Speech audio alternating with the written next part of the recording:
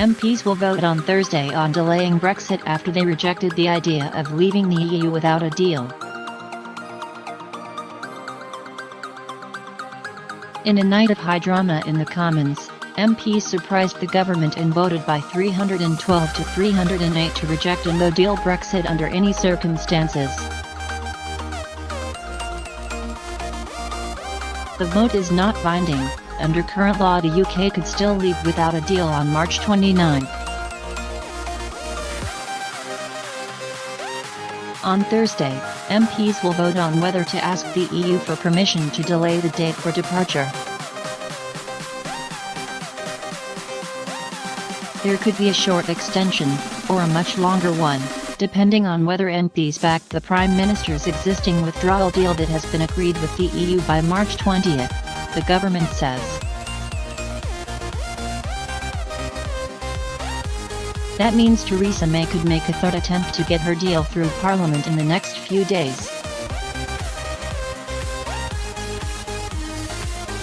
In a series of votes on no-deal Brexit, the Commons first voted by a margin of 4 to reject no deal outright.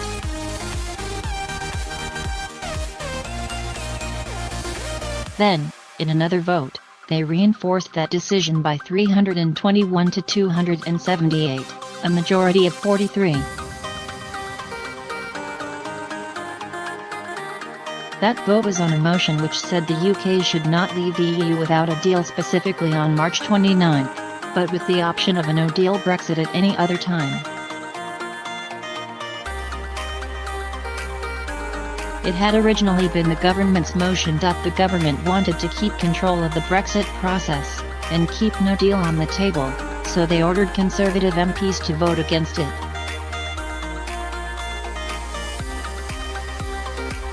That tactic failed.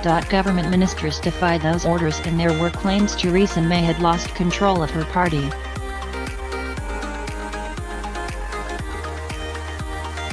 "13 government ministers, including Work and Pensions Secretary Amber Rudd, Business Secretary Greg Clark, Justice Secretary David Gauke and Scottish Secretary David Mundell, defied the government whips by abstaining in the vote.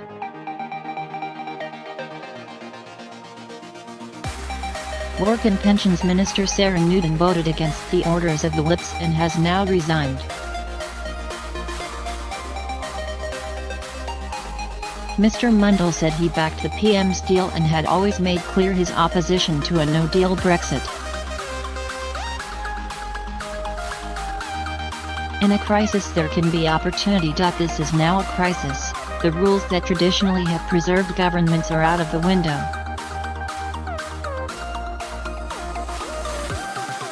The Prime Minister has been defeated again. Her authority, if not all gone, is in shreds.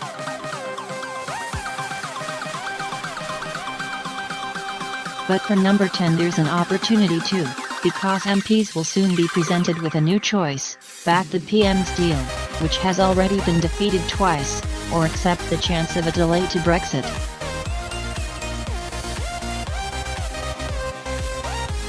This isn't the choice of a government that's in control. But the tactic is to make the best of chaos. Read more from Laura here.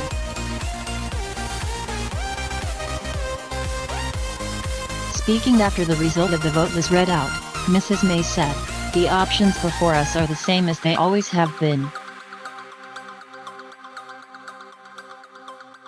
The legal default in the EU and UK law is that the UK will leave without a deal unless something else is agreed.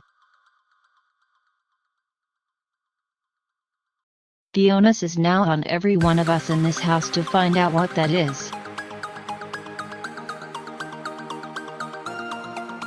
On Thursday, MPs will be asked if they want to delay Brexit until June 30, to allow the necessary legislation to get through Parliament.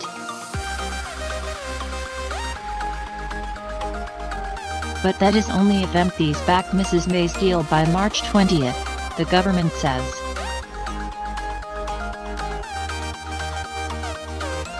If they fail to back her deal by then the delay could be longer, Mrs. May warned MPs, and it could clash with the European Parliament elections in May. I do not think that would be the right outcome, but the House needs to face up to the consequences of the decisions it has taken, she said.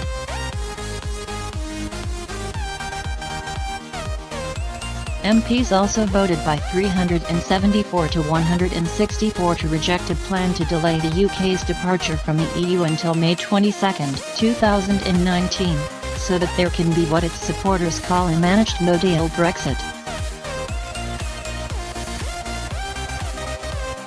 This amendment was known as the Malthouse Compromise, after Kit Malthouse, the government minister who devised it.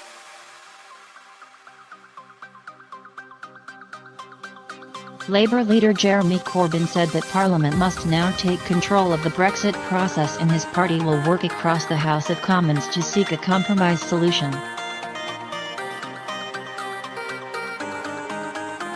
A European Commission spokesperson said, "There are only two ways to leave the EU, with or without a deal."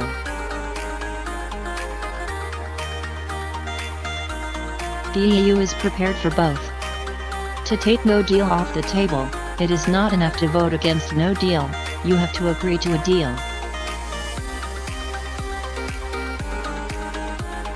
We have agreed a deal with the Prime Minister and the EU is ready to sign it.